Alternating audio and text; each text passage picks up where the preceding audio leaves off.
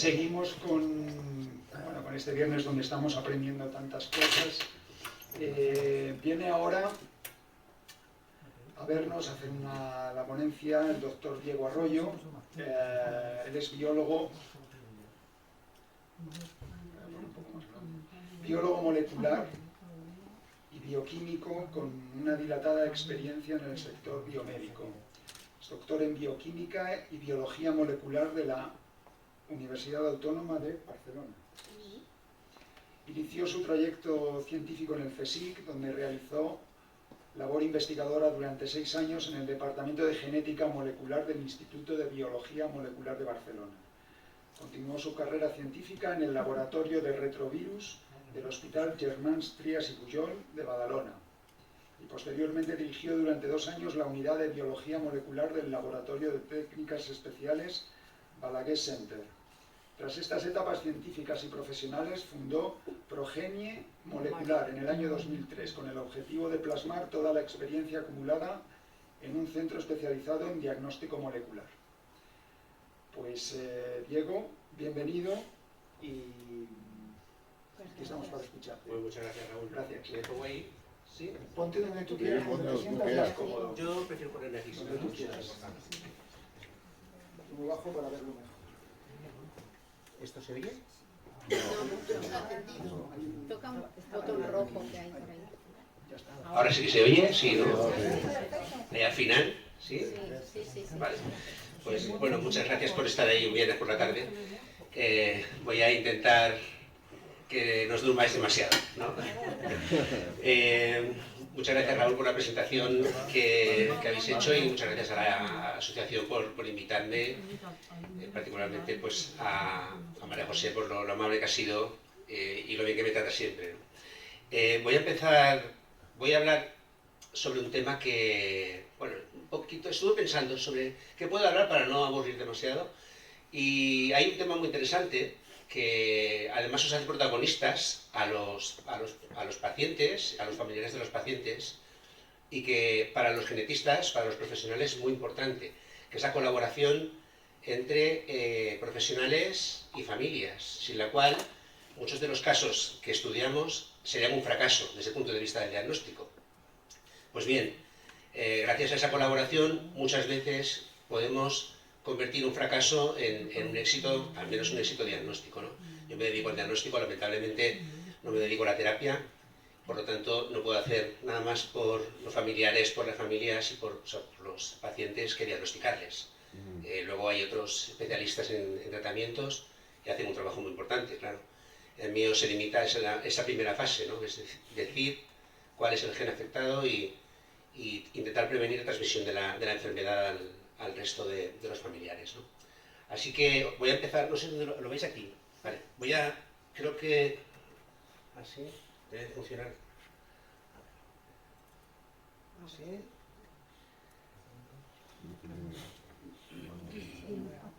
vale. ¿Lo veis bien o molesto a la...? ¿Tenéis otra? Vale. Si no me oís porque me separo de esto, me lo decís y me acercaré un poquito más, ¿vale? Bien, bueno, no hace falta que me presente nuevamente. Como complemento, decir que soy miembro del comité científico de esta asociación, y además soy presidente de la Asociación Española de Diagnóstico Molecular y de muchas otras asociaciones. Bien, para ilustrar esta situación que quiero comentar, que es la colaboración entre familias, pacientes y profesionales, voy a presentar 2 casos, ¿no? 2 casos, evidentemente, sin citar, no puedo citar a las personas, ni debo citar a las personas.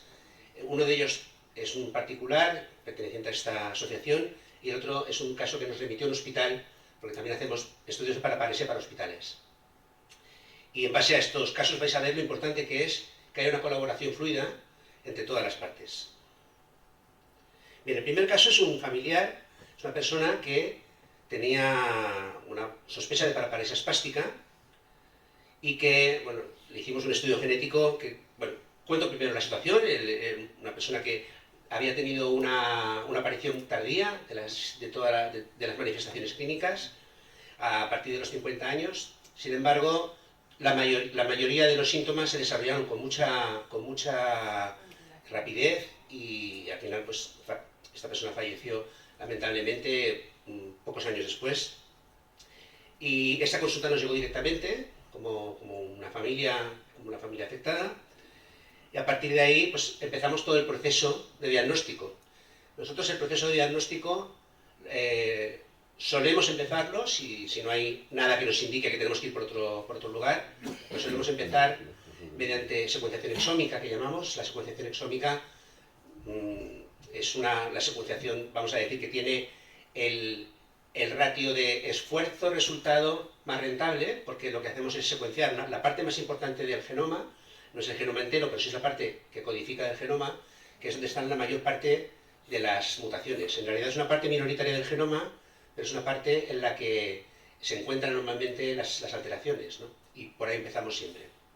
En este caso se hizo este estudio y encontramos, en este caso particular, 101.274 variantes, o sea, diferencias entre ese genoma y lo que nosotros utilizamos para ver si un genoma tiene mutaciones o no las tiene, que es un genoma de referencia, una secuencia de referencia, que sería algo así como el humano perfecto, el humano que no tiene ninguna alteración. Bueno, de esas 100 y pico mil variantes que casi todos tenemos, la mayoría son variantes asintomáticas, son irrelevantes. Es lo que hace que seamos diferentes unos de otros, ¿no? Si hiciéramos pues este estudio de Paco y el mío, Paco daría 100.000, yo daría 100.000, y entre Paco y yo tendremos de diferencia pues a lo mejor unas 20.000, que no serían diferentes. Esas 20.000 son las que hacen diferente a Paco de mí, y las 100.000 son las que me hacen a mí y a Paco diferentes de ese humano perfecto que no tiene ninguna alteración, ¿vale? Si es que se puede decir que eso existe, que en realidad todos sabemos que es ficticio y no existe. La cuestión es que nosotros utilizamos unas herramientas informáticas, una serie de filtrados, una serie le ponemos unas condiciones a esas variantes para ver si son realmente base de alguna patología o no lo son. Y en este caso, nosotros después de hacer todo ese proceso informático que realizamos con una aplicación que se llama Biovisor, que es desarrollada por nosotros mismos y que nos ayuda a gestionar esa cantidad ingente de información que tenemos con 100 y pico mil variantes, que en principio no sabemos lo que es, imaginaros es una especie de sopa de letras, nos quedamos con 19 variantes que nos hacían pensar que una de ellas, o algunas de ellas, podrían ser la base genética de una patología neuromuscular, que era lo que particularmente estábamos buscando. De hecho, cuando hacemos secuenciación exómica, nosotros tenemos toda la información genética de esa persona, o casi toda la información genética importante, incluyendo cáncer, enfermedades metabólicas, un montón de cosas. Nosotros, lógicamente, nos focalizamos exclusivamente en lo que queremos buscar. En este caso, lo que estábamos buscando era una enfermedad neuromuscular. No solo para parálisis espástica, porque no sabíamos exactamente si iba a ser eso, sino que lo hicimos extensible pues, a otras enfermedades, distrofias de cinturas, distrofias musculares, en fin, porque al final lo que nos interesa es diagnosticar a un paciente y hacerlo con una visión amplia y no con una visión estrecha. Después de hacer eso, encontramos 19 variantes y después de aplicar unos filtrados muy complicados y muy técnicos, tampoco vamos a entrar en ellos, nos focalizamos en dos que nos hacían sospechar que podían ser la base genética de la enfermedad de esa persona. Están aquí indicadas, los genetistas, a ver si puedo apuntar con esto, siempre que cojo una cosa de estas la lío. Aquí. Lo voy a apuntar aquí a este lado. Los genetistas tenemos una nomenclatura muy técnica y muy difícil de entender, pero ahí están expresadas las dos mutaciones que creíamos que eran mutaciones, pero no estamos seguros. Por ahí también las podéis ver, ¿no? C.649 de GA y C.2027 del C, ¿vale? Estas dos mutaciones, estas dos variantes, en realidad no sabíamos que eran unas mutaciones entonces, ¿no? Son nuevas, eran nuevas, nadie las había encontrado, o si las habían encontrado, nadie las había descrito, o si las había descrito, nadie había dicho que era una mutación patogénica. Por lo tanto, para nosotros era muy difícil saber qué decisiones tomar a partir de ahora, ¿no? A partir de ese momento. De hecho, este dibujito que hay aquí escenifica un poquito cómo nos encontramos los genetistas cuando vemos dos alteraciones y no sabemos lo que es, ¿no? Y hay una familia detrás, y hay, no solamente hay un afectado, sino que hay personas que están muy interesadas en saber si realmente esa persona tiene una enfermedad o tiene otra, ¿no? A mí a veces me dicen, algunos médicos me comentan, que cada vez cambian más, están cambiando más opinión, pero hasta hace muy poquito era muy frecuente que me dijeran, ¿para qué queréis saber qué gen es si no hay una solución, ¿no? Y yo siempre digo lo mismo, esto es como, y perdonadme la comparación, es como si desaparece un familiar y nunca se tienen noticias de ese familiar, o sí, desgraciadamente, aunque sean 5 años después, encontramos pues unos restos, ¿no? Por lo menos sabemos lo que ha pasado. De hecho, ya sabíamos antes lo que había pasado, es que seguramente esa persona estaría fallecida. No es lo mismo concretar el daño que saber que hay un daño, porque el daño está ahí, pero ni siquiera poder ponerle un nombre, ¿no? De hecho, eso también permite que los asociados pues, os relacionéis entre vosotros, busquéis soluciones, os informáis muchísimo en el conocimiento de las enfermedades, las conocéis muchas veces mucho mejor que los profesionales, porque os afectan directamente, y muchas veces hacéis muchas propuestas incluso a los profesionales o a los políticos para que se destinen recursos a determinados tratamientos o investigaciones. El trabajo que hacéis en las asociaciones, aprovecho para decir que es muy importante. Pero claro, para eso todo empieza con saber qué es lo que tengo, ¿no? Y ese es el trabajo que tenemos en los laboratorios, y es un trabajo pues, bastante complicado. En este caso, cuando vimos estas dos alteraciones, y vimos que nadie antes las había descrito, en primer lugar, vimos que una de las dos era muy sospechosa de que podía ser patogénica, y es la segunda, está indicada aquí, la C2097, del C, porque la del significa delección. Una delección en genética es que falta un trocito, ¿vale? Una delección como esta, solo falta una letra, una C, por eso se pone del C, pero podrían faltar muchas más. En cualquier caso, el ADN es como una cremallera. El ADN tiene dientes, tienen que estar todos, además es doble cadena, ¿no?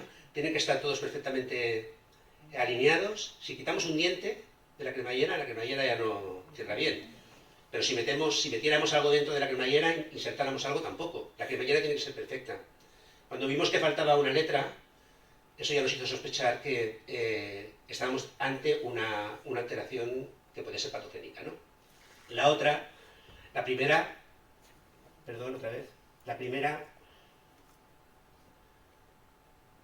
ya he avisado que yo la lío siempre con esta parte. Además tengo uno igual que este y siempre la lío. La primera es un poquito más, nos hizo dudar un poquito más. Bien. De forma colateral, y esto es una situación muy curiosa en este paciente, y podría hacerlo sensible a la familia, de forma colateral encontramos una alteración que sí que estaba descrita en el ADN, patogénica, y que está relacionado con una enfermedad que muchas veces se confunde con paraparesia espástica, que es Charcot-Marie, supongo que os sonará. Era una forma de Charcot-Marie que a veces es dominante, a veces es recesiva, suele ser recesiva y de hecho yo considero que en este caso es recesiva, pero es una situación curiosa, no es como si, ¿cómo lo puedo explicar? Imaginaros que un paciente tiene, el conjunto de sintomatología que tiene es una montaña de arena, ¿no? Pero en realidad esa montaña de arena, hay una parte de la montaña que no es, la arena viene de dos vías, no viene solo de una. Pero como la sintomatología se junta, para nosotros es muy difícil saber si hay una participación sumatoria de alteraciones diferentes, ¿no? Entonces, cuando vimos esto, pues, a pesar de que pensamos que era una paraparesia y nos íbamos a focalizar en las variantes que había en el gen ATP13A2, nos hizo dudar encontrar esto, y de hecho nos ha hecho trabajar mucho esta otra alteración. Bien, ¿qué hicimos? ¿En qué situación estábamos en este punto? Fijaros, tenemos dos mutaciones que no conocemos, dos mutaciones que no sabemos si son patogénicas, tenemos además una mutación que, aunque es recesiva y no hay nada más, y no le doy mucha credibilidad que eso sea base genética de una enfermedad, está ahí mareando un poco la perdiz. Eso desde el punto de vista de un genetista es terrible, porque no sabíamos realmente por dónde tirar, ¿no? Bueno, pues para solucionar este problema, lo que hicimos fue, estas son las conclusiones que estábamos realmente en sospechas, pero desde el punto de vista del diagnóstico genético era un fracaso, ¿no? Un fracaso diagnóstico. Y entonces la única propuesta, la única solución, con la que tiene más visos de poder tener un resultado satisfactorio, es hacer un estudio familiar. Nosotros contactamos con la familia tuvo una actitud excelente desde el primer momento, no solamente los familiares directos de la persona afectada, todo el conjunto de la familia tuvo una actitud excelente, estaba repartida geográficamente. En fin, estoy muy agradecido a esta familia porque realmente ha ayudado mucho al estudio de esta enfermedad y lo hacemos con una cierta frecuencia y es muy difícil. Nos encontramos con familias en las que la gente no se habla, familias en las que la gente no quiere colaborar, ¿eh? No olvidemos que hay que hacer estudio genético a personas que están afectadas, siempre se prestan un poco más, ¿no?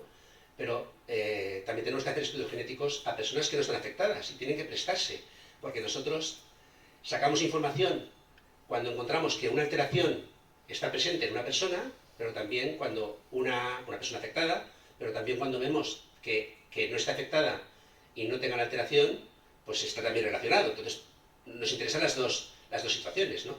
Y es muy complicado a veces convencer a personas que no están afectadas a que vayan a un laboratorio, saquen sangre, en fin. Además, muchas veces hay suspicacia respecto a qué es lo que hacemos nosotros, ¿no? En los laboratorios de genética, lo que hacemos es mirar exclusivamente lo que decimos y nos autorizan los pacientes que vamos a mirar, ¿no? Mira, por ejemplo, ahora mismo tengo un estudio genético en el laboratorio de una chica que tiene 50 y pocos años, una mujer, ¿no? 50 y pocos años, y le hemos encontrado pues, una serie de cosas, como casi siempre nos pasa. Necesito muestras de los familiares para saber si puedo interpretar variantes que no están descritas, ¿no? Y me dice que lleva 20 años que no se habla con sus padres, ¿no? Pues le dije, es muy difícil que hagamos algo si lo primero que necesito es una muestra de tus padres, lo primero.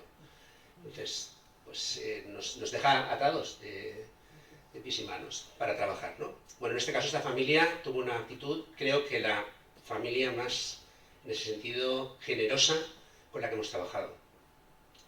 ¿Y qué pasó? Pues pasó que pusimos en marcha todo el procedimiento para realizar el estudio familiar. Esto no es sencillo porque hacer un estudio familiar es un proyecto de investigación. Ya no vamos a hacer un estudio a una persona que está afecta, por lo tanto no se sale de lo asistencial, directamente asistencial, aunque tiene implicaciones asistenciales, pero no vamos a ver solo una persona, vamos a ver un conjunto de personas. Se puede considerar que es un proyecto de investigación, de hecho es un proyecto de investigación, y por lo tanto tiene que pasar por un comité de ética que autoriza que este proyecto se puede hacer. Hicimos esto, el comité de ética de la Universidad de Valencia nos aprobó el proyecto, luego tienes que contactar con un montón de familiares, en este caso estaban dispersos por varias zonas de España, si no recuerdo mal había en Málaga, había en Burgos, si no recuerdo mal, había en muchos sitios, y tuvimos que conseguir muestras y al final analizarlas, integrar todos esos datos e intentar sacar conclusiones, ¿no? Cuando hicimos todo eso, habíamos recibido la aprobación del comité de ética, contactado con todos los familiares, solicitado consentimiento informado, pues, lógicamente, hay que hacerlo. Hicimos el análisis de las posiciones o las mutaciones que a nosotros nos hacían sospechar que podían ser patogénicas. Me seguís oyendo allí, ¿verdad? Que yo me oigo muy mal. Bien, y lo que pudimos construir, después de hacer todo el análisis, es este árbol genealógico o filogenético, en el que están representadas todas las personas que pudimos analizar. El caso índice, que es el primer paciente que analizamos, es el que está señalado con la flecha. Los cuadrados son varones y las chicas son redondos. El caso índice es este caso de aquí, ¿vale?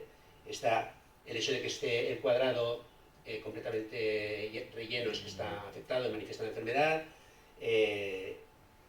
y el hecho de que esté rayado pues es que está actualmente pues, una persona que falleció. Y de la misma manera que hicimos el estudio a esta persona, hicimos el estudio a varios hermanos, de los cuales una hermana también fallecida era afecta y tenía las dos mutaciones de las que sospechábamos, y otro hermano también fallecido también era portador de las dos alteraciones que a nosotros nos hacían sospechar que podía ser una parálisis espástica recesiva y asociada a este gen. Bien, por otro lado vimos que había familiares que eran portadores de una de las dos, pero no habían manifestado la patología, la enfermedad. Y también había una hermana que no era portadora de ninguna y tampoco la había manifestado. Entonces, en conjunto de estas observaciones, pues nos hizo pensar que efectivamente la base genética de la enfermedad eran estas dos alteraciones, y nos quedaba la duda de si esa otra que habíamos visto era patogénica también o no, la que estaba relacionada con Charcot-Marie. Bueno, aquí indico ahora con unos circulitos las personas, digamos, los miembros de la familia que nos hicieron guiar el resultado hacia la descripción de que las mutaciones eran patogénicas, ¿vale? Y luego había en la siguiente generación hijos de estos hermanos que, bueno, eran portadores, pero ninguno había desarrollado la enfermedad, lo cual nos hace todavía reforzar la idea de que es una parálisis espástica recesiva y que la base genética son esos dos genes. Hicimos lo mismo con la mutación de Charcot-Marie. Esa mutación la tenían dos, el hermano y una hermana, y bueno, en principio no la tenía el hermano, que también estaba afecto, por lo tanto, pues, esto nos hizo descartar la implicación de la mutación de Charcot-Marie y concentrarnos en una parálisis espástica, al menos con un grado una probabilidad alta de estar acertando.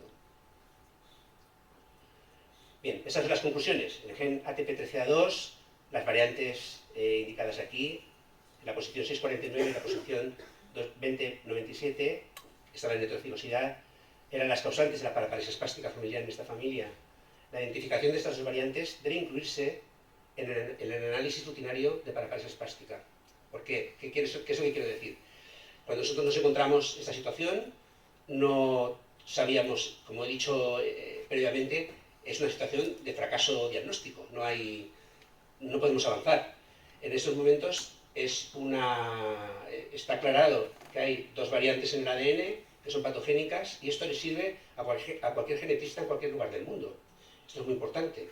Nosotros hemos dedicado un esfuerzo muy grande, ha sido mucho tiempo, hemos tenido la suerte de que una familia ha querido colaborar, hemos tenido la suerte de que la familia era muy amplia, y hemos tenido la suerte además de que los datos familiares nos han permitido sacar conclusiones, porque a veces hasta que no lo analizas no sabes qué es lo que te vas a encontrar, y muchas veces no podemos sacar conclusiones pues porque, por ejemplo, no se ha manifestado la patología, o no hay una correlación clara entre la patología y las alteraciones genéticas, ¿no?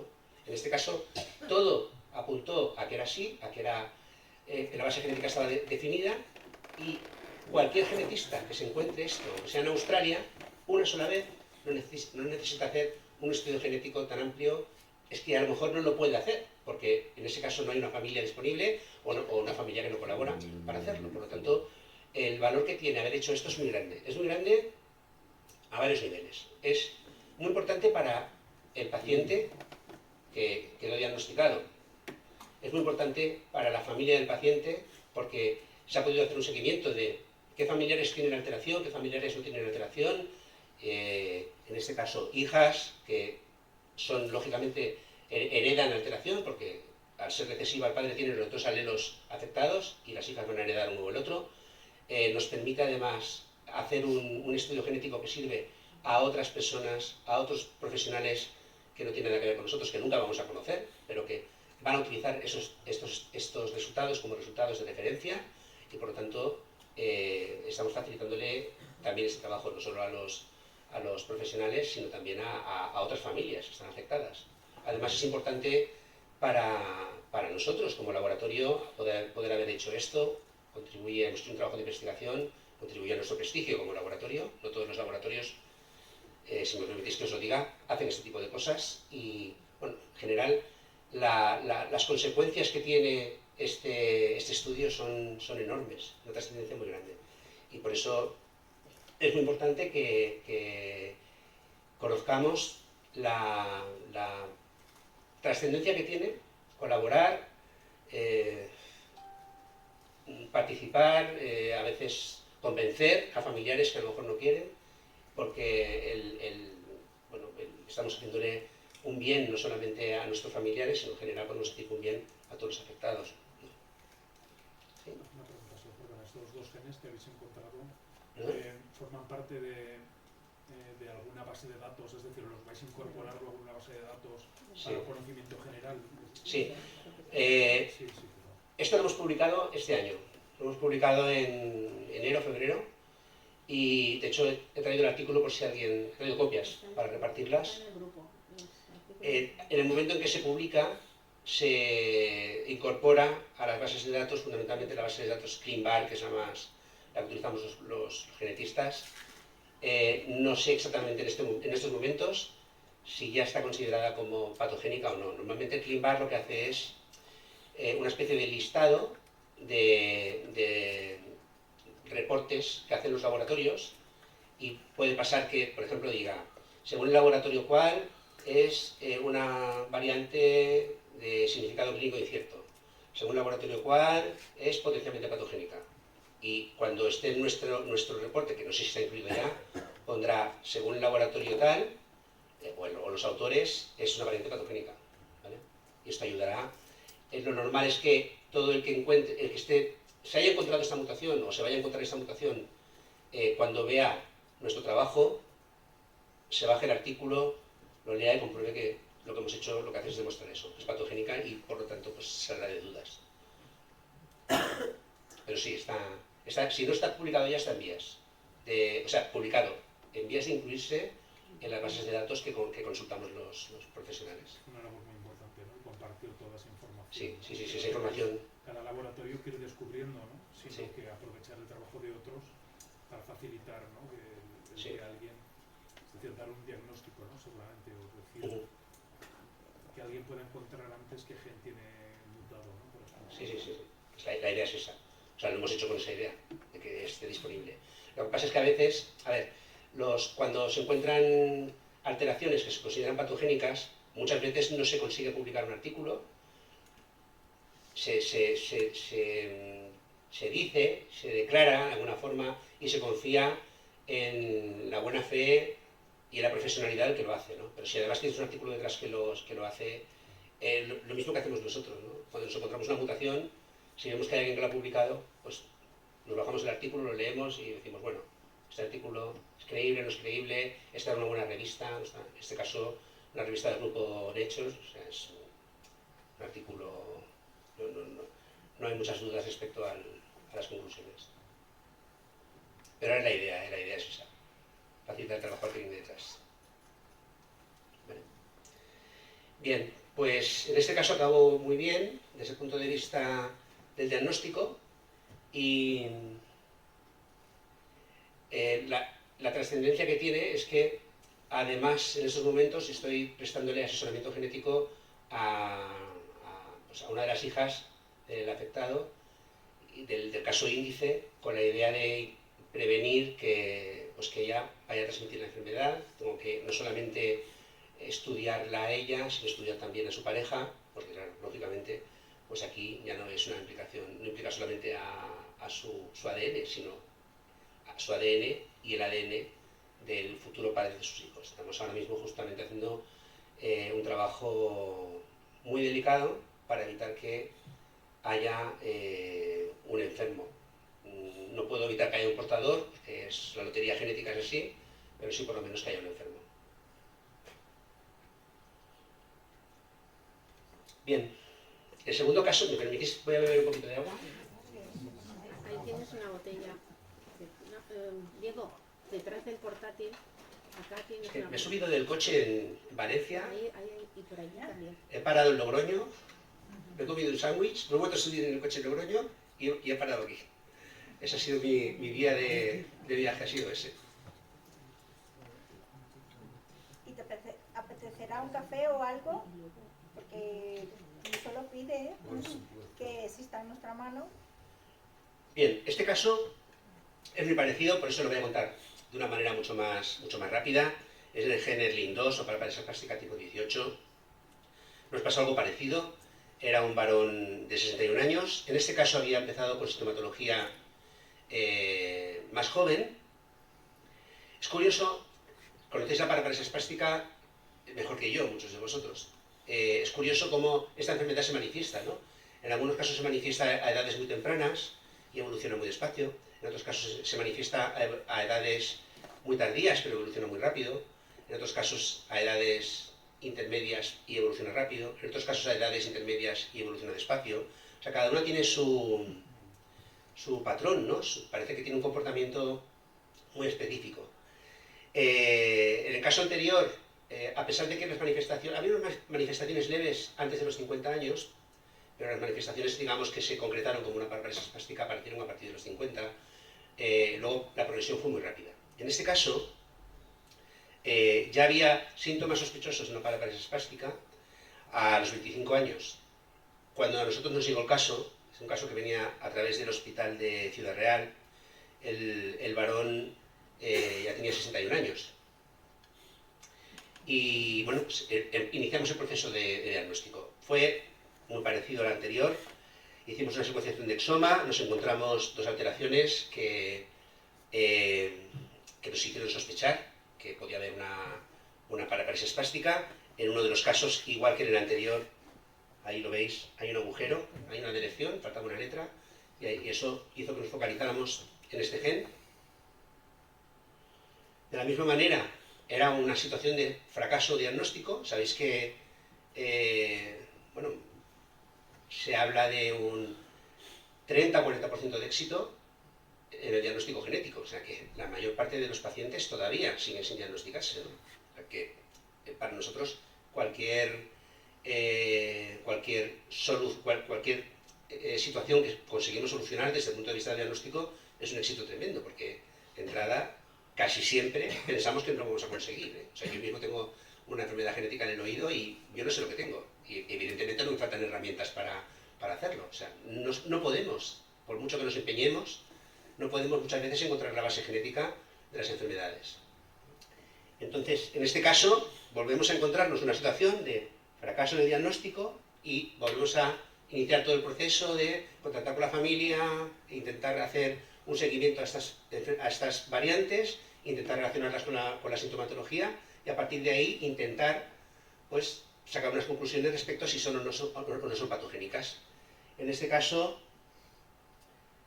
la familia era una familia mucho más reducida, pero nos permitió igualmente llegar a la conclusión de que los afectados eran los portadores de las dos alteraciones que sospechábamos, mientras que cuando las dos no estaban juntas nunca se producía la enfermedad. Y por lo tanto eran portadores, pero portadores asintomáticos.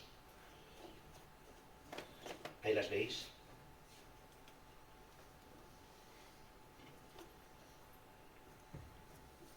Bien.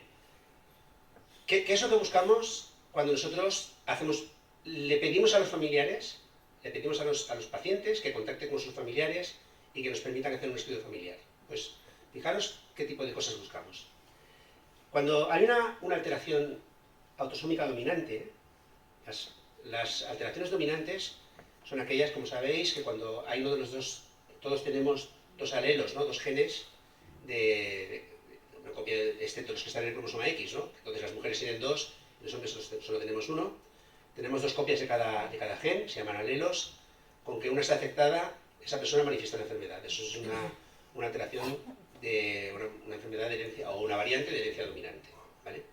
¿Qué es lo que buscamos cuando sospechamos que hay una forma dominante? Por ejemplo, secuenciamos a una persona, le encontramos una mutación, esa mutación está en un gen que es dominante, por ejemplo la SPG4, la conocéis, ¿no? El gen SPAS, encontramos una mutación en ese gen, pues, claro, lógicamente, si esa mutación es heredada, de algún sitio tiene que venir, ¿no? O la tiene el padre o la tiene la madre, pero si el padre y la madre no están afectos, ¿qué es lo que buscamos en el padre y la madre? Pues que no la tengan, es lo que buscamos, y que se haya generado de nuevo. Entonces, cuando nos encontramos una mutación dominante y no hay nadie más en la familia que esté afecto, lo que buscamos es que sea una situación que se ha generado de forma puntual en un espermatozoide, en un óvulo. Lamentablemente ese espermatozoide es diferente a todos los demás y está afectado por la alteración, y ese es el espermatozoide que luego fecunda un óvulo y genera una persona que tiene la alteración, ¿vale? Eso es lo que buscamos cuando es dominante. Cuando bueno, en el caso de que sea dominante y la tengan más miembros de la familia, eso puede pasar a veces cuando una alteración es de aparición tardía, ¿no? Hay muchas paraparesias que aparecen pues, en edades avanzadas, y en ese caso, bueno, pues, realmente el comportamiento desde el punto de vista clínico de las personas hasta que llegamos a la edad en la que se manifiesta la enfermedad es asintomático totalmente. Por lo tanto, es muy difícil cuadrar el dato genético con la enfermedad, porque no sabemos si se va a manifestar una enfermedad o no. Tenemos una variante que no sabemos si es patogénica y tenemos una persona que todavía no ha alcanzado la edad a la que se manifiesta la enfermedad, pues nos cuesta mucho saber si esa variante realmente está relacionada con una enfermedad de aparición tardía, ¿no? Pero bueno, cuando tenemos ya una familia con cierto número de miembros y esos miembros han pasado esa edad de la que la enfermedad se manifiesta y son portadores o no, pues lo que buscamos es relacionar eso, ¿no? Relacionar esa variante desconocida con la sintomatología. El caso de las variantes recesivas es mucho más complicado. De hecho, estos dos casos que he puesto familiares son enfermedades de herencia recesiva, y es mucho más complicado porque las enfermedades recesivas, normalmente lo que suele pasar es que hay en todo el árbol familiar un montón de familiares que son portadores y muy pocos familiares que manifiestan la enfermedad, muy poquitos. Si hacemos un árbol con 15, 20 personas, pues a lo mejor hay 2, 3 afectos. Y unos tienen una, otros no tienen ninguna, y establecer una relación es muy complicado. Además, hay una cosa que yo siempre digo cuando doy una conferencia o una charla, es que todos tenemos alteraciones en el ADN de herencia recesiva, todos. Yo, que me he secuenciado 3 veces el exoma, la primera vez que lo secuencié casi me puse a llorar, lo digo en serio, porque vi todo lo que tenía. En ese momento no había hecho muchos, porque hace muchos años, y dije, no puede ser que yo tenga 70 mutaciones de stock, ¿no? Pero realmente, o sea, de stock quiere decir son unas mutaciones que paran en la expresión de una proteína y, por lo tanto, suelen ser casi todas patogénicas, ¿no? Y yo pensé, ¿cómo puede ser que yo tenga esto, ¿no? Pero luego he visto que es lo que le pasa a todo el mundo, ¿no? Y yo mismo soy portador de una alteración, como me está grabando no lo voy a decir, pero de una alteración muy grave desde el punto de vista de la enfermedad, y patogénica, descrita. Solo soy portador de un alelo. Nadie jamás en mi familia ha manifestado esa enfermedad, jamás nadie, pero si alguna vez alguien de mi familia, portador de esa misma alteración, pues se cruza con alguien que también tiene una alteración en el mismo gen, van a nacer un niño con esa patología, ¿vale? Pero esto nos pasa a todos con un montón de patologías. O sea, sé que algunos de vosotros sois afectados de paraparesia o familiares afectados, y eso no quita que a la vez sois portadores de otras cosas que ni sospecháis, que jamás se van a manifestar, porque jamás se va a dar la circunstancia para manifestarse, ¿vale? Entonces, yo siempre digo que cuando hablamos de enfermedades raras, es verdad que las enfermedades raras son enfermedades de baja prevalencia, ¿no?, en la población, pero si nosotros analizamos el conjunto de enfermedades raras, vemos que en realidad hay mucha gente con alguna enfermedad rara. Y si realizamos la cantidad de variantes recesivas, es decir, silenciosas, que la población tiene, casi todo el mundo tiene una variante en el ADN, una alteración del ADN, que es potencialmente transmisible a la descendencia. No como variante, sino incluso como enfermedad. ¿Vale? Es un concepto que estamos empezando a desarrollar en genética, porque hasta ahora lo normal era, vamos a decir, tener niños pues a la brava, ¿no? A la brava quiere decir que no se hacía un estudio genético, nadie se ha hecho un estudio. Yo mismo tengo 2 hijos y cuando mi mujer pues decidimos tener niños, no existía toda esta tecnología, ¿no? Pero en cambio cada vez vamos a ir más a ver estudios genéticos preventivos que van a ver la compatibilidad entre 2 personas, porque lo que sí que se sabe es que todo el mundo tiene alteraciones genéticas silenciosas que se van heredando en la familia de generación en generación. Nunca se conocen, porque afortunadamente nunca se combinan con otra persona que también tiene el mismo gen afectado, pero que eso existe y está ahí. ¿Vale? En ese caso, o sea, en este sentido, os aseguro que creo que es la sensación de qué mala suerte he tenido debe estar muy extendida entre vosotros, ¿no? Pero os aseguro que no es nada extraño, porque esto puede pasar absolutamente en cualquier familia, Y de hecho estoy convencido de que los estudios genéticos en el futuro se van a abordar de forma preventiva, no de forma reactiva a las familias para determinar qué ha pasado, sino de forma preventiva para evitar que algunas circunstancias pasen, circunstancias que jamás sospechaban las familias que se podían dar. ¿Vale? Bien.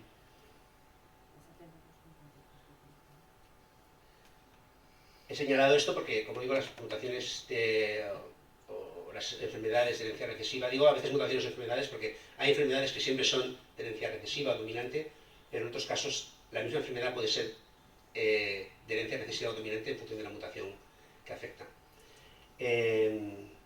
Cuando, por ejemplo, nos encontramos una mutación que está ligada al cromosoma X, es decir, que está en el cromosoma X, lo que buscamos es, como siempre intentamos ligar, ¿no? Afectados con la enfermedad, si está ligada al X, quiere decir que está en el cromosoma X y es dominante, pues esa enfermedad se va a manifestar en mujeres. Si es recesiva, solo se va a manifestar en hombres. Cuando buscamos una mutación que está en la mitocondria, en el ADN mitocondrial, ¿sabes? La mitocondria es un orgánulo que está dentro de la célula y tiene ADN. A veces las mutaciones están en el ADN mitocondrial, no se pueden ver por secuenciación exómica. Siempre son de herencia materna, porque las mitocondrias que todos tenemos solo nos las ha dado nuestra madre. El padre solo nos aporta ADN nuclear, no ADN genómico, pero no ADN mitocondrial. Entonces lo que buscamos es relacionar a todas las mujeres, a toda la descendencia por vía materna, para saber si está afectada por la alteración. Y en el caso de que esté en el cromosoma Y, lógicamente lo que buscamos es que la manifieste la enfermedad a un hombre. Bueno, como conclusiones finales, decir poco lo que ya he dicho y remarcarlo, pues que lo que nos permite esta interacción entre genetistas y familias es diagnosticar al paciente en estudio, es lo más importante. Nos permite facilitar el estudio a otros genetistas que vienen después y a otras familias que vienen después que quedarían sin diagnosticar. Y, bueno, indicar también que es muy importante que el estudio genético se extienda no solamente a las personas afectadas en la familia, sino también a familiares no afectos, porque si no, no podemos establecer relación entre la alteración y la presencia o la ausencia de síntomas. Esos son los 2 artículos que hemos publicado, creo que María José os los va a facilitar. Y nada, me quiero despedir de aquí no dando las gracias, que eso lo hago siempre, sino dando muchas gracias, porque le debo mucho a esta asociación. El día que me captó Paco para trabajar con vosotros, yo no conocía la parálisis espástica, ¿te acuerdas que fue en tu casa, en Madrid? No conocía la enfermedad y a raíz de esa pues, reunión que tuvimos y de empezar a empezar esa relación, me empecé a interesar por la enfermedad Esto me ha convertido en mejor genetista de lo que era, si es que en aquel momento me podía considerar genetista. Me ha hecho aprender mucho, he aprendido mucho de las enfermedades neurológicas. De hecho, hay mucha gente que considera que soy un genetista experto en enfermedades neurológicas, y no lo sería si no hubiera sido pues porque me he cruzado con vosotros y me habéis tratado siempre con mucho cariño. Le debo muchísimo a esta asociación, le debo muchísimo, aunque quede un poco mal, a esta enfermedad, porque me ha formado como genetista muchísimo. Así que os quiero dar no las gracias, sino muchas gracias por haber contado conmigo y por tratarme como me tratáis. No puedo decir otra cosa. Yo lo que quería preguntar,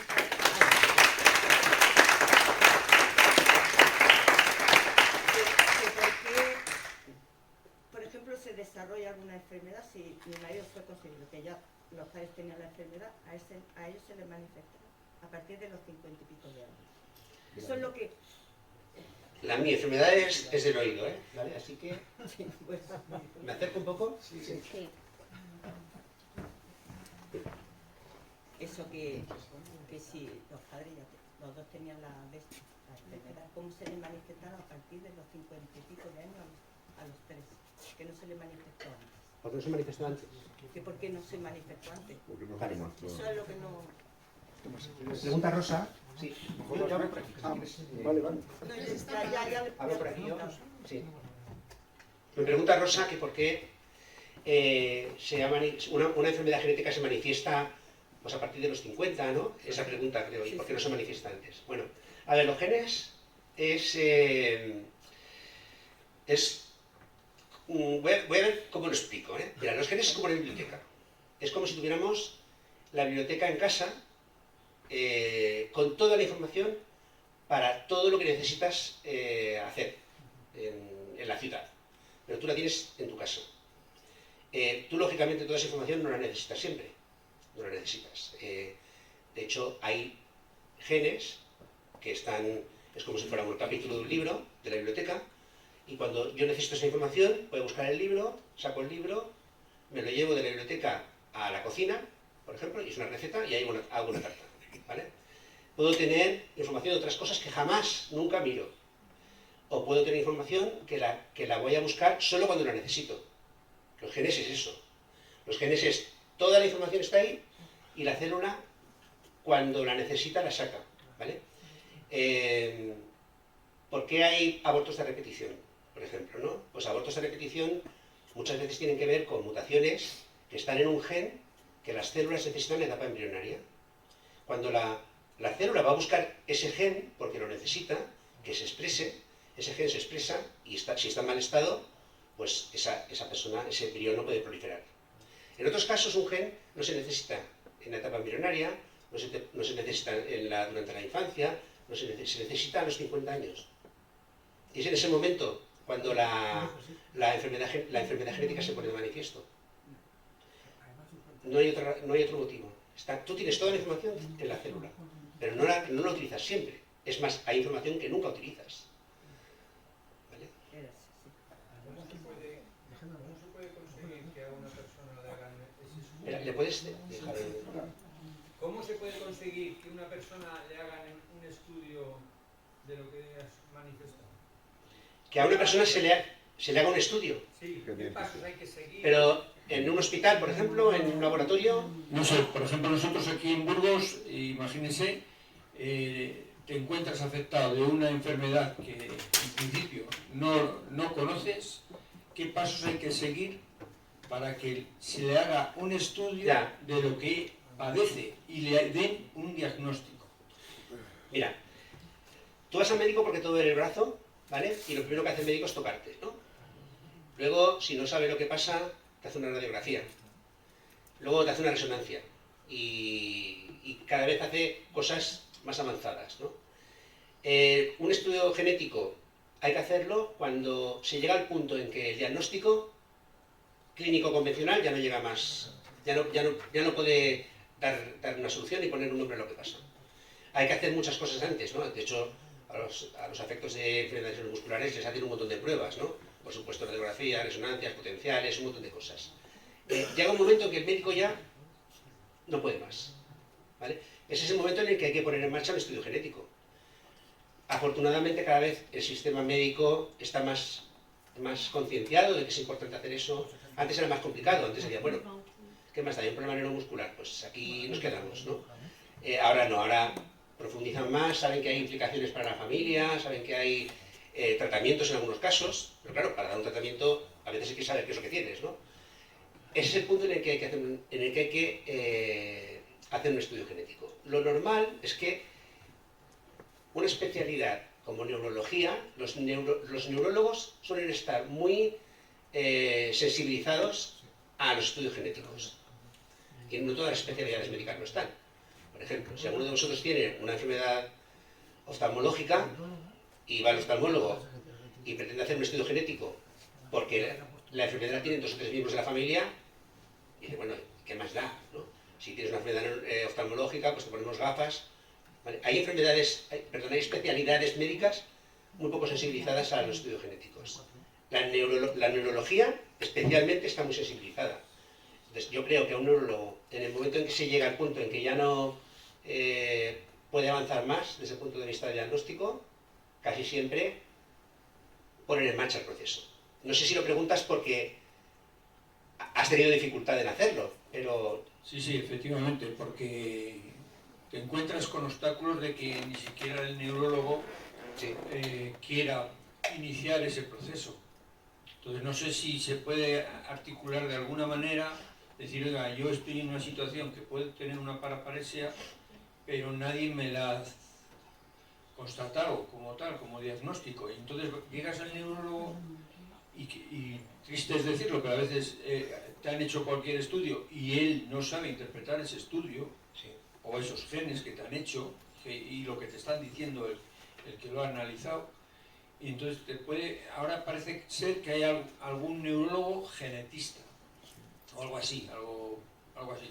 Entonces el genetista como que está un poquito ya más familiarizado con todo esto que usted nos está contando, pero claro, el paciente cuando llega al neurólogo no sabe cómo decirle o cómo exigirle que le hagan un diagnóstico a él mismo.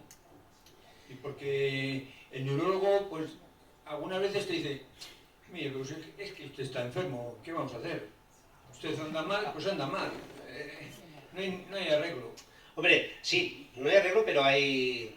Bueno, no siempre no hay arreglo, ¿eh? Cada vez hay más, claro, hay más soluciones. Es que el estudio, eso que usted nos está contando hoy, me parece tan esencial, tan básico y tan importante para un enfermo, que es que no entiendo cómo no está ya protocolizado o articulado todo el sistema para que inmediatamente se detecte una persona con una patología y tenga ya el camino para llegar a su diagnóstico. Yo tampoco lo entiendo. Tendría que ser automático, ¿verdad? Claro. A ver, algunas paraparesias no son genéticas, ¿eh? Sabéis que hay algunas adquiridas, hay algunos virus que son neurotrópicos, que también provocan enfermedades neurológicas. Pero una buena parte de las enfermedades neurológicas son genéticas, lo sabe todo el mundo. Por lo tanto, hay que intentar, yo diría que lo primero que hay que intentar es hacer un estudio genético amplio, ¿no? Si hay dudas sobre qué es, pues amplio, de amplio espectro, y buscar a ver si hay algo en el ADN, y esto ahora mismo se puede hacer. Sí, mire, no quería acaparar toda la atención. El caso de mi mujer ha estado diagnosticada con paraparesia más de 15 años. Una paraparesia espástica familiar, porque ya su padre hace 25 años se la diagnosticaron a vista, tampoco sin ningún rigor científico. Entonces, ahora le han hecho un par de estudios genéticos, no han aparecido ningún gen afectado de paraparesia. Y ahora la dicen que igual es una ataxia. Entonces estamos ahí, que no sabemos qué hacer, porque claro, ¿a dónde vamos ahora a preguntar si es una ataxia o es una paraparesia, o qué es lo que tiene mi mujer? Ya. Bueno, a ver, como sabéis, hay paraparesias con signos cerebelosos, con ataxia, sin ataxia, hay algunas que son sindrómicas, otras que son exclusivamente afectan a los miembros inferiores. Yo realmente, antes, estaba más pendiente de todo eso, porque tenía las herramientas genéticas muy limitadas. Ahora lo que me pasa es que tengo herramientas tan buenas, tan amplias, que casi, a ver, no diría que me da igual, pero por ejemplo, yo antes miraba las mutaciones en espastina, pues suelen tener un inicio más temprano que las mutaciones en alastina que en espastina, ¿no? O sea, el tipo 3 que el tipo 4. Y antes estaba pendiente de cosas de este tipo, ¿no? Ahora, casi que me da igual, o sea, miramos 900 genes y hay un arsenal diagnóstico considerable para hacer, ¿no? Entonces, yo no puedo entender que el caso de tu esposa, no sé lo que habrán hecho, igual si me lo quieres enseñar, yo de forma desinteresada te lo miro, pero se puede hacer, seguro que se puede hacer mucho, y a lo mejor no siempre se ha hecho, no sé. Yo veo muchos estudios genéticos porque me llegan derivados, ¿no?, de otros sitios. Bueno, a veces también puede que un estudio genético mío llegue a otro sitio y piensen, pues se puede haber hecho mejor, ¿eh? O sea, que a veces los criterios, yo hago 900 genes y otro me dice, pues yo tengo 950, pues si los 50 que yo no he mirado está, ¿no?, ya ahí en eso me supera. Pero lo normal es que se pueden hacer cosas. O sea, yo veo un estudio y digo, ahora yo haría otra cosa. De hecho, yo normalmente lo que hago, y ahí sí que es mi actitud es diferente con hospitales que con particulares. Porque con los particulares tienen que pagarse las pruebas. Las pruebas son muy caras. A mí me da vergüenza hacer un estudio genético, recomendar un estudio genético y no encontrar nada. Porque además el trabajo lo hemos hecho igual, lo hemos hecho con el mismo cariño, pero no encontramos nada y la sensación de fracaso es muy desagradable. Y si encima se le ha costado dinero al particular, pues a mí me sabe mal, ¿no? Se han dado situaciones como que, por ejemplo, yo recomendara hacer un estudio genético complementario a uno que yo había hecho ya, y le dije, pero yo prefiero que te lo hagas en un hospital público, porque si te lo hago yo, te tengo que cobrar otra vez, más o menos eran unos 800 euros, es muy probable que no encuentre nada, ya te he cobrado 800, te voy a cobrar 800 más, y tú te vas a quedar con la sensación de que yo te estoy haciendo estudios genéticos aquí para luego no tener conclusiones, ¿no? Y le recomendé que se lo hiciera, se lo hizo en un hospital, y le encontraron en el hospital lo que le había dicho que seguramente sería mi siguiente paso, ¿no? Y no me importa porque creo que hice lo correcto. En cambio, con los hospitales, lo que hago es muy diferente. O sea, con los hospitales recomiendo lo que tengo que recomendar y el aspecto económico no tiene para mí ningún valor.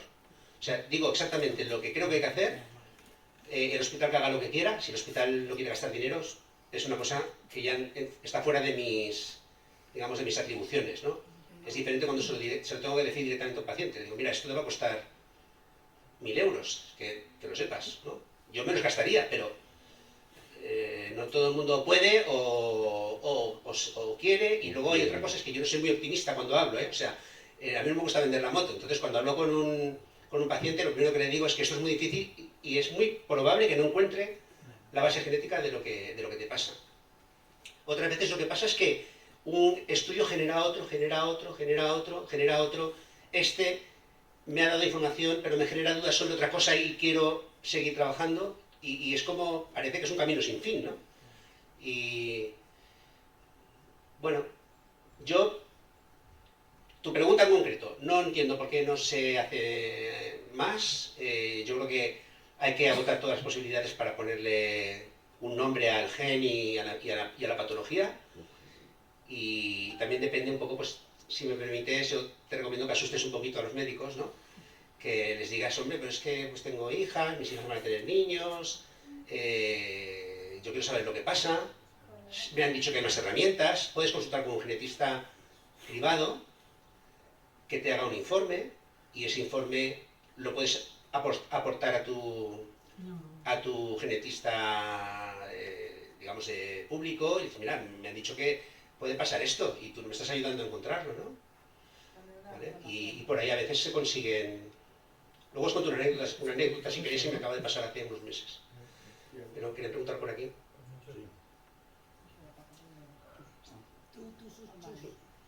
¿A nosotros nos hiciste? Mira, como está el micrófono allí, si no te importa, sí. Sí, buenas tardes, Diego. es una pregunta que, bueno, que puede tener relación con lo que has dicho tú, ¿no? Cuando es recesiva y digamos que que forma parte tanto... son los alelos, mientras no se junten, digamos, no desencadena lo que es la enfermedad, ¿no? La pregunta, bueno, yo llevo ya muchos años, cerca de 15 años, algo más, todavía no han encontrado la delección, la anomalía genética y demás. Hago colación también a un comentario de Berciano, del Hospital de Oviedo, que decía, y se mantenía, en que no hay parálisis espástica familiar que aparece de forma espontánea. No existe. No existe. Eso tiene relación a lo que has dicho, es decir, que puede ser que en una familia, generaciones y generaciones, digamos que está ahí, pero no se ha producido el desencadenante para que se produzca y de repente una persona que no tiene ni padre, ni madre, ni abuelo, ni abuela, ni tío, ni nadie que lo haya tenido y que de repente le surja a él. ¿Puede tener relación a eso? Y que lógicamente ahora pues bueno, esté dentro de algunas delecciones o variantes que todavía no se le ha puesto nombre, como la que nos has explicado que se le ha puesto nombre, pero que hasta entonces no se le había señalado a esa variación como la causante. Puede ser en relación a eso, es decir, que por el arte de vivirlo, que de repente a una persona así, de una familia, y no lo tenga el resto, ni lo haya tenido nadie. A ver,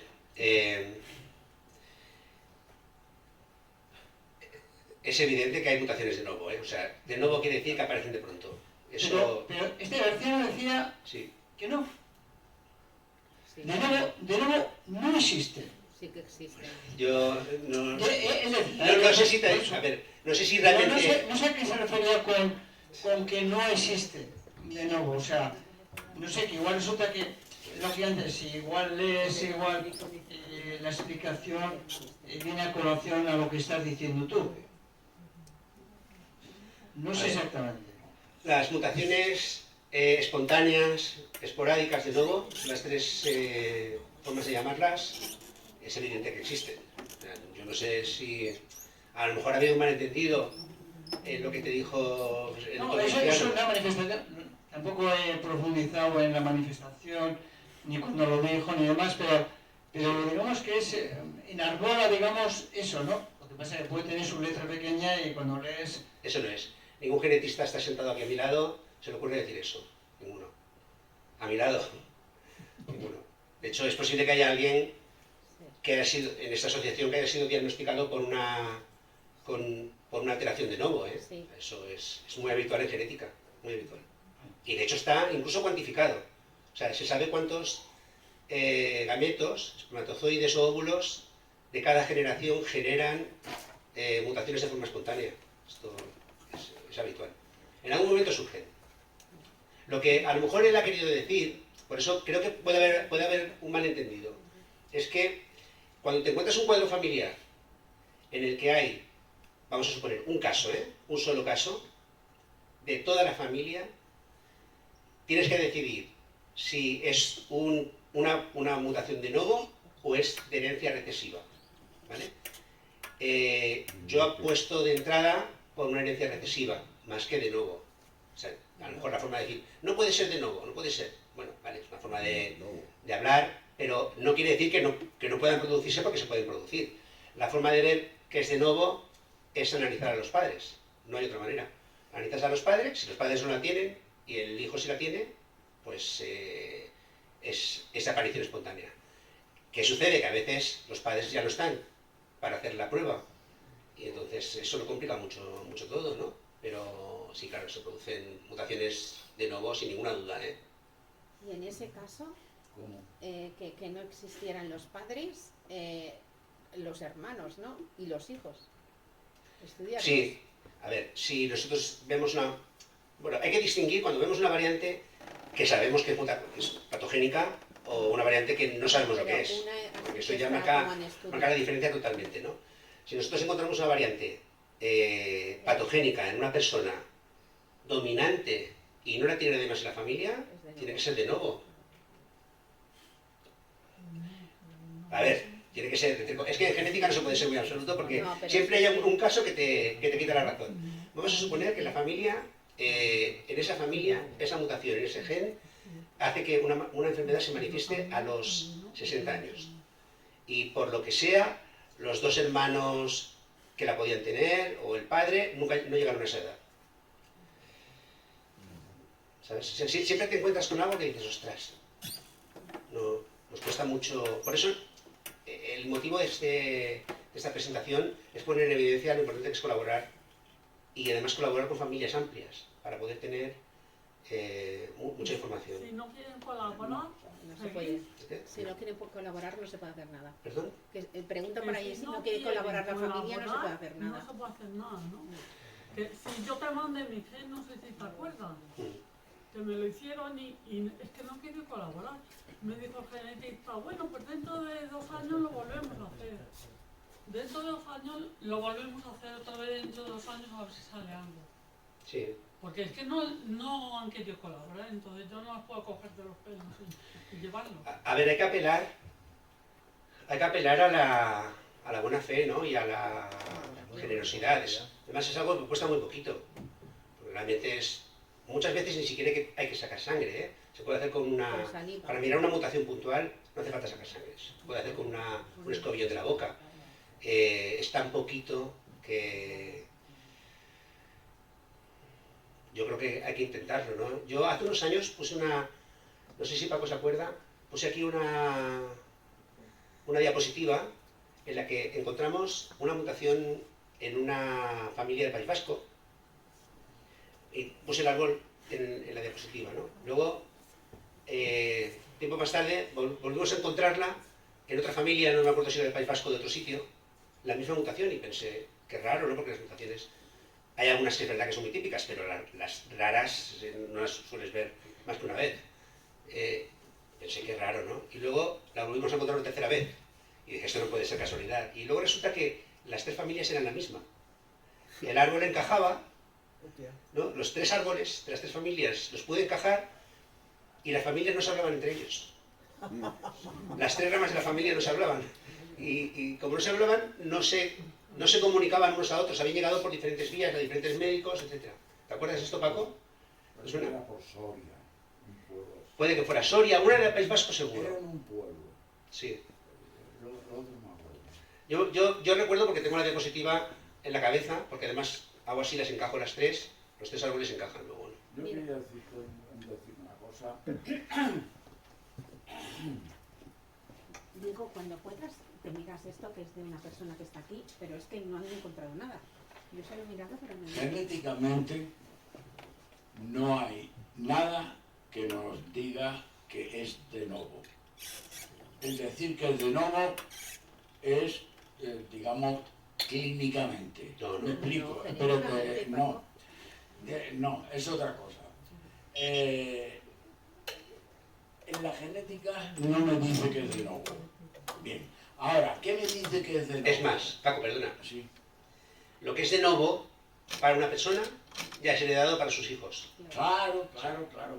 Entonces, si una persona, imaginemos, yo no tengo familia antecedente, por lo que sea, no los conozco.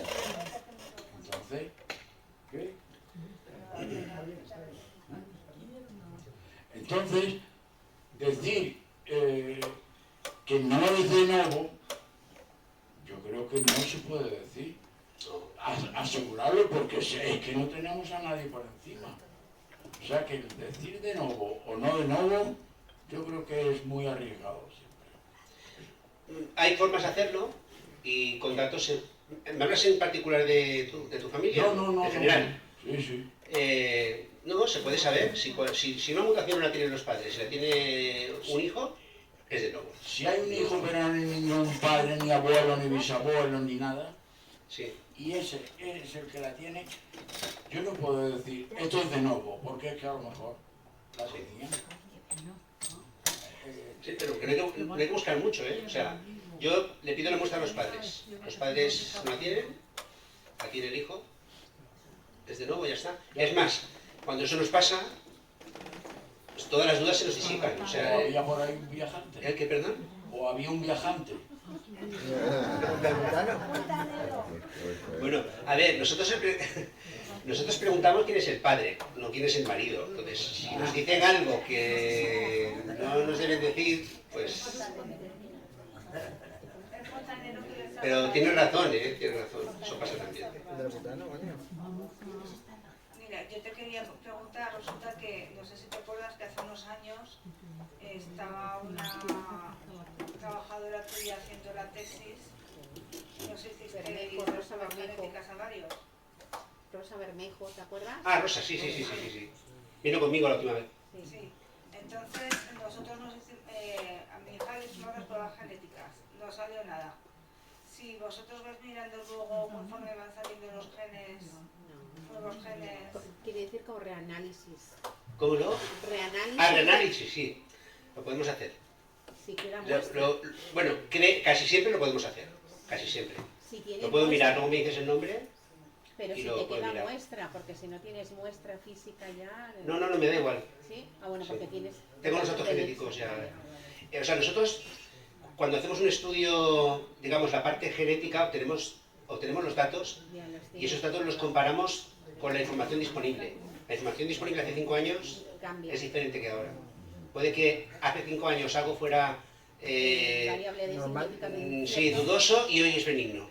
Entonces, cuando hago un reanálisis, más bien tiendo a quitar alteraciones más que a poner, porque además los genetistas somos personas también, ¿no? Y tenemos tendencia a, vamos a ver, y sobre todo los que se dedican a investigación, ¿no? Ellos tienen la parte asistencial, pero los que se dedican a investigar tienen la tendencia a exagerar los hallazgos.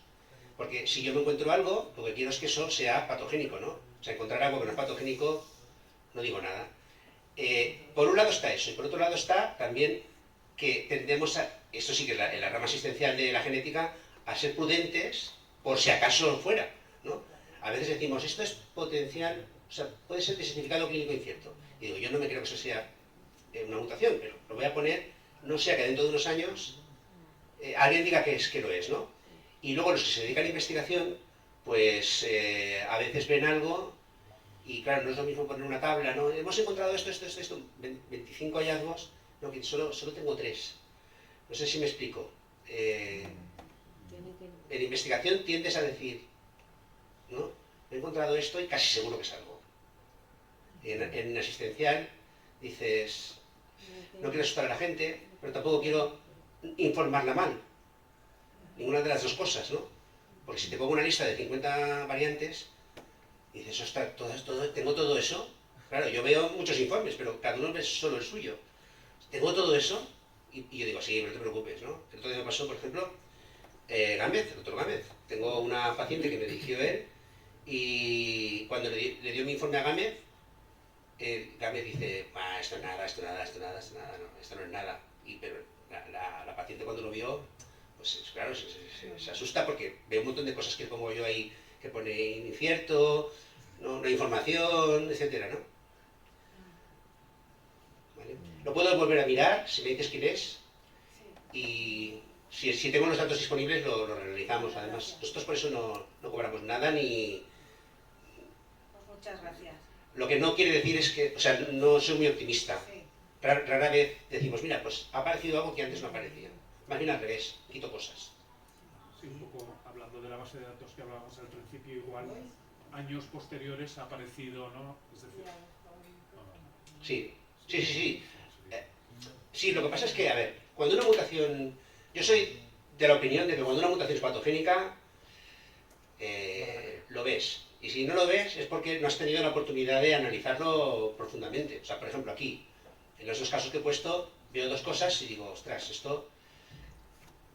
Lógicamente yo animo a la familia a hacer un estudio familiar porque confío en que me va a dar más información, si no, no lo haría. Entonces mi intuición como genetista es que eso es patogénico y que tirando del hilo lo voy a poder confirmar, ¿vale? Eso es lo que yo creo. Entonces, normalmente, cuando algo es patogénico y tienes oportunidad, lo ves. Cuando de algo tienes dudas, lo normal es que sea más bien una clasificación que tiene, por un lado, pues un componente de prudencia, es decir, lo voy a poner por si acaso, y un componente de optimismo científico, lo voy a poner porque así estoy diciendo que algo, ¿no? Si alguien lo encuentra después y dice que es patogénico, yo lo encontré primero, ¿no? Sería un poco el concepto, ¿vale? Por lo menos yo lo encontré primero. Hay algún científico aquí, no sé si... Yo soy científico, pero... Mira, yo no acepto... ¿Qué? Yo no acepto, lo diré siempre, ¿no? No acepto que nadie diga que no tiene el estudio genético y que no tiene una copia de haberlo solicitado por escrito. Hay que solicitarlo por escrito. El caso mío, a mí me hicieron 2 estudios genéticos que coincidieron. Sí. El que me hicieron donde, o sea, el tuyo, pues, fue por narices. ¿El mío? Sí, porque yo lo exigí por narices. Porque fue a través de un hospital. ¿De La Paz o...? No, la Fundación Jiménez Díaz. Y además con mala idea, porque la genetista me dijo que no sabía dónde se hacía. Y yo le di una tabla de todos los sitios de España donde se hacían las pruebas genéticas. Y ya nos conocimos, yo hablé de progenie, digo, especialmente en progenie. Bueno, pues eso yo no se lo di a ella, se lo di al neurólogo que me lo prescribió. Entonces, el neurólogo se lo pasó a ella y ya pidieron las pruebas. Cuando fue a la vuelta, la respuesta, yo la respuesta la llevé porque hice que fuera al neurólogo, no voy a dar más explicaciones, no a la genetista, para que el neurólogo tuviera, digamos, el honor de ser el primero en coger la respuesta porque ella se portó fatal. Me dijo concretamente, a los 2 años me dice, bueno, estamos viendo a ver si, dónde lo hace. Digo, ¿pero dónde está la prueba genética? Y dice, en la genoteca. No, bueno. Y entonces cuando hice el escrito lo presenté en secretaría, dirigido al neurólogo, y recorrió sin ningún problema. Se hicieron. Lo que no se puede hacer, no, es que ustedes son unos pues no me lo hacen, pues, que no. Qué amable es usted, qué simpático es, qué simpática. Pero tenga ahí el escrito. Firme el resguardo y hasta otro día. Eso es indispensable. Sí. Yo, a ver, ¿me permites que puedo hablar de ti? Sí. De tu gen y... ¿Sí? Siempre que hables bien, vale. ¿eh? Mira. No, a ver, si no me autorizas yo tengo... Prefiero que hables de mí y no de mi familia. Vale, lo que pasa en Ibiza se queda, ¿no? Pues, a ver, yo, mira, no recuerdo exactamente cómo llegó tu muestra, no lo sé. Yo recuerdo que he hablado contigo, recuerdo que me has metido en este mundo, recuerdo que es el GPSTL2, aparte de 17, que es dominante, y recuerdo perfectamente del estudio familiar que he hecho, todo eso lo recuerdo. Ahora, ¿cómo me ha llegado la muestra? Exactamente no lo sé, o sea, no sabía que me había llegado a través de un hospital. Sí, no. Del Gómez Ulla. Del Gómez Ulla. El Gómez Ulla sí. surgió normalmente y había que decir a dónde. Y en el Gómez Ulla... Y tú dijiste que a mí. Yo dije a progenie. Pero en el otro sitio yo no decía nada. Ya. Y lo mandaron a Oviedo. A Victoria. A Victoria. Y entonces los dos resultados coincidieron. Pero fue así. Pero la que fue a Victoria encontró también algo, ¿encontró algo Victoria? Sí, ella sí, igual, lo mismo. Pero que fue a Oviedo por narices. Ya. Lo siento mucho que se quisiera, pero hay que hacerlo. Mira, ahora que hacemos... Bueno, lo primero es que la actitud que tú tienes, que es... Hace muchos años que te conozco y la tienes desde hace un montón de tiempo, es pionera, pionera, valiente y efectivamente es la que tiene que ser, es la que tiene que ser. Es lo que señalaba allá al fondo, que cómo puede ser que todavía estemos así. Pues imagínate cómo estábamos hace 15 años, ¿no? O sea que es tremendo, pero tú te has tenido que pegar contra un muro muchas veces, ¿no? Entonces esto es así. Pero ahora que hace muchos años que nos conocemos, Paco, voy a decir una cosa, o sea, yo encontrando la mutación que tenías tú, tuve una suerte brutal, porque sí, no tenía ni la mitad, ni el 10% de la capacidad que tengo ahora de diagnóstico. O sea, fue una aguja en un pajar y yo fui a mirar justo donde estaba la aguja. Pero es muy complicado. Ahora sí que lo haríamos mucho más fácilmente, pero en aquel momento todavía alucino que lo encontráramos. Todavía alucino.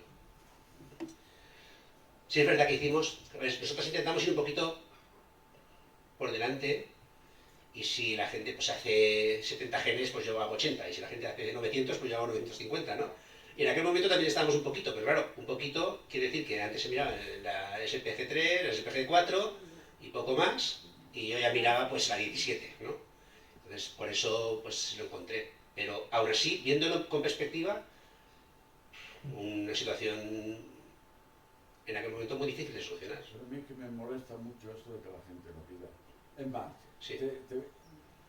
Yo hice que en el IE aceptaran hacer estudios genéticos de niños. Que no los tuvieran, claro. Bueno, pues que presentaran la documentación. Han vuelto a preguntar a los padres, ¿han ido a alguien? No. Y yo alucino. Bueno, yo presento eso y estoy allí casi todos los meses diciendo, ¿qué pasó? Sí. ¿Qué pasó? ¿Qué pasó? Y ya está. Sí. Hay que insistir. Igual alguna pregunta es una tontería, pero si a alguien se le detecta, bueno, que tiene un gen que está modificado, ¿hay alguna forma de solucionarlo? Es decir, genéticamente se puede hacer algo con ese gen, o es imposible, o es ciencia ficción, o tal vez en el futuro será posible. A ver, no es una pregunta fácil de contestar, porque en realidad la paraparesia no es una enfermedad, son muchas, como si hablamos de cáncer, ¿no? A ver, lo primero es que si hay en una enfermedad genética hay una alteración estructural, la alteración estructural, aunque haya herramientas para cambiar el gen y curar el gen, la alteración estructural ya está hecha. Y eso no se puede cambiar cambiando el gen, ¿vale? Por ejemplo, si nosotros imaginemos una enfermedad ósea, ¿no? Y generamos un hueso, una malformación ósea. ¿No? ¿Voy a curar el gen? Sí, pero el hueso ya está malformado, ¿no? Eso no se puede volver atrás. Yo voy a decir otra barbaridad, que digo muchas veces, pero es como si pretendemos de una paella ir a los ingredientes. Una vez que ya los tejidos han evolucionado, han hecho su diferenciación, se han expresado proteínas, se han hecho cosas, eso no lo puedes volver atrás aunque cambies el gen, ¿vale? En algunos casos. En otros casos, digamos que hay una carencia de algo, ¿vale? O, bueno, carencia de algo que se puede suplementar, pues se puede inyectar un gen de alguna manera en una célula y que algo que no se expresaba se exprese y que eso genere pues lo que no se estaba generando, que era una ruta metabólica se ponga en marcha. Esto en algún caso se puede hacer, ¿vale? En otros casos es al revés. Tenemos un gen que se está expresando y nos interesa callarlo, lo que se llama silenciamiento génico, ¿no? Entonces, en ese caso, se trata de bloquear. Ya no es ponerle algo nuevo, sino bloquear algo que está haciendo, está expresando si no desea expresar, ¿no?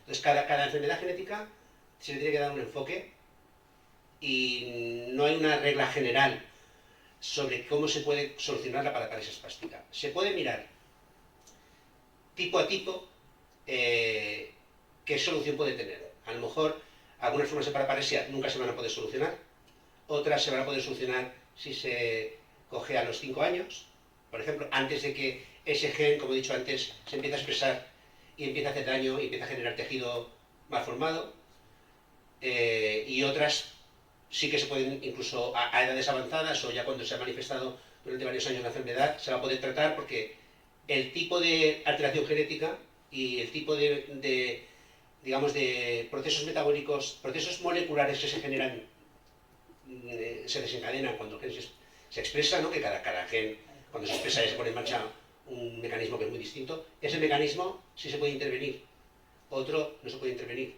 Y en realidad dices, bueno, pero ¿por qué este gen que tiene una mutación puntual se puede tratar y este gen que tiene una mutación puntual no se puede tratar? Porque no es el gen, es todo lo que implica detrás esa información genética que está en mal estado, digamos. Entonces hay que ir tipo a tipo. De hecho, hace poco he leído que se ha tratado un niño con parálisis espástica en Estados Unidos. Pero bueno, esa forma de parálisis espástica se pudo tratar y además se cogió de una edad muy temprana. Es que con la... No me acuerdo, una forma... con 50 y pico. Sí, el 50, el SPG50, Sí. los de Viral Gen y bueno, y la terapia génica Melpida, sí, se está tratando, se han tratado 3 niños en Estados Unidos. El ensayo clínico se lo dieron hasta 10 años, entonces ya los niños que pasan de 10 años no se pueden tratar allí. Entonces, en el País Vasco han traído la terapia génica y hay varios niños ya españoles de más de 10 años que se están empezando a tratar con el 50. Para el 52 el doctor Chillón la tiene desarrollada en modelo animal hasta que le den toda la autorización para que la prueba en la niña Abril y las otras 2 niños que hay, la niña Elvia, Elia o Elia o algo así se llama, y un niño más, Samuel, pues pueden pasar hasta varios años. Sí. Bueno, Sí, por eso quiero decir que hay formas en función de... No sé si es momento de irse, no quiero ser pesado. Hay formas que se van a poder tratar y otras que no se van a poder tratar nunca, y hay que ser realistas, ¿no?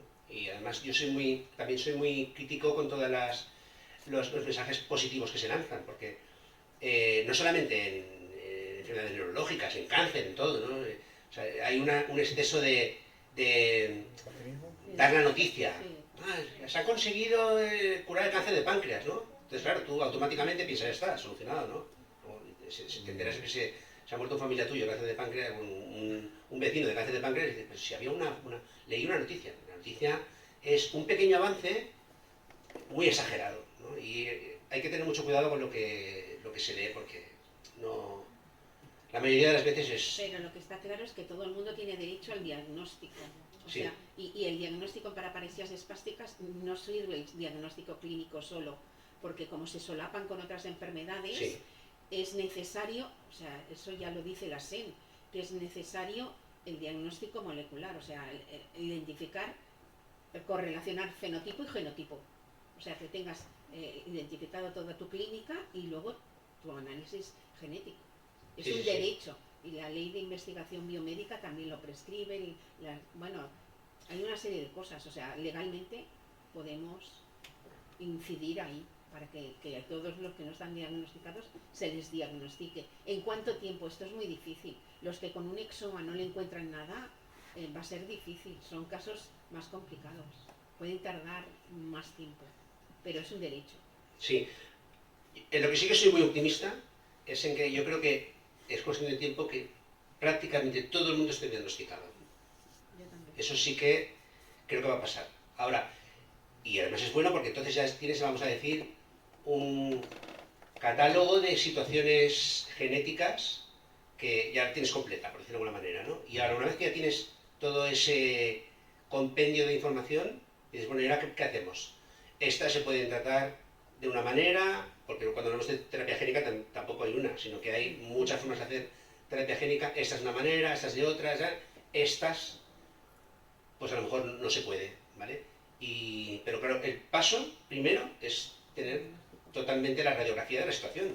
Ahora mismo, yo no sé, ¿habéis cuantificado en esta asociación cuántos pacientes están...? Sí, sobre casi un 50% de los que tenemos en la base de datos. Un 50 es mucho, ¿eh? Casi, mucho. Sí, un 49 como algo, un 50%. Sí. Mucho, porque mucho. en Europa estaba entre 30 o sea, de personas que se hacían análisis genéticos entre un 36 y un 38% que no daban con el diagnóstico. Sí. Nosotros estamos en un 50%. No, Es muchísimo. es muchísimo, O sea, muchísimo. ese Sí. gap hay que bajarlo. Tenemos que estar como en Europa sobre eso. Pero todos no van a estar diagnosticados, pero hay que intentarlo. Hola.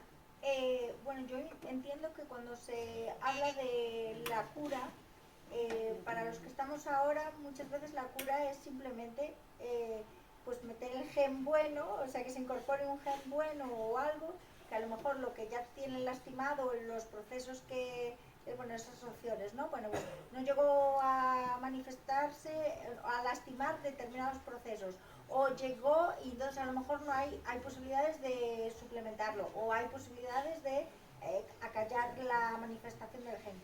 Bueno, yo creo que de alguna manera lo que, si no se puede eliminar una cosa para poner algo bueno y que eso se reconfigure, lo importante también es que se quede como está, quiero decir, que de alguna manera. Y después yo también tengo una duda, y es que, por ejemplo, en mi caso, claro, yo tardé mucho en tener el diagnóstico, también es verdad que llevo 40 y tantos años con la enfermedad desde pequeñita, y al principio no se sabía muy bien. Y es verdad que desde que se empezó a hablar esto de la genética, pues hay muchas personas que se encontraron que ya estaban hartas, ¿no?, de ir al neurólogo para que le dijera nada, para que le mire como mucho el pie en caso de... Babinski. Sí, para decir, ay, sí, Pero pues eso es bueno, historia sigues como natural. siempre, ¿no? Pues haz fisioterapia que te viene muy bien y ya. Y claro, hay mucha gente que se está como, a base un poco de insistir también por parte de la asociación, es vuelve a tu neurólogo, que ahora hay muchos más herramientas para identificar y diagnosticar, ¿no? Y poder identificar. Y otra cosa que es, claro, una vez que te encuentras con un gen mutado, un SPG algo, claro, hay que esperar, ¿no? Lo que te queda es esperar, porque en los médicos, mientras no haya nada a mayores nuevo, no te dan información. Es bueno, eso está ahí en ese limbo de la, pues si lo investigan estupendo y si no, no.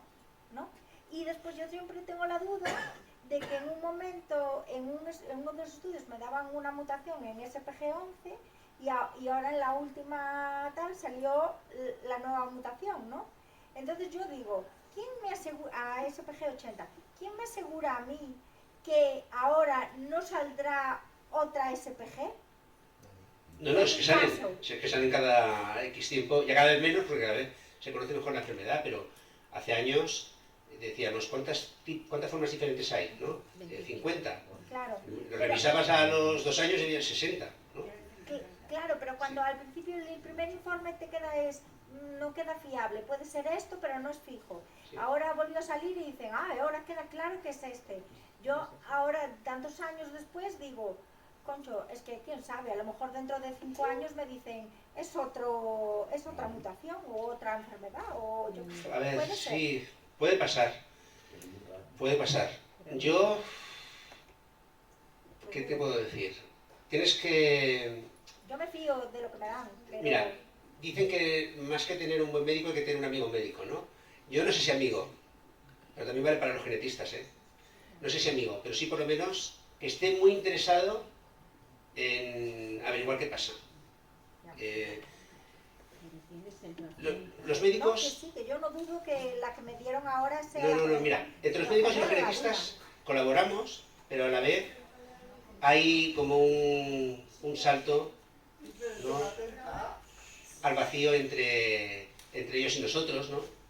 Porque yo de neurología pues sé poquito, ¿no? Pero sé poquito.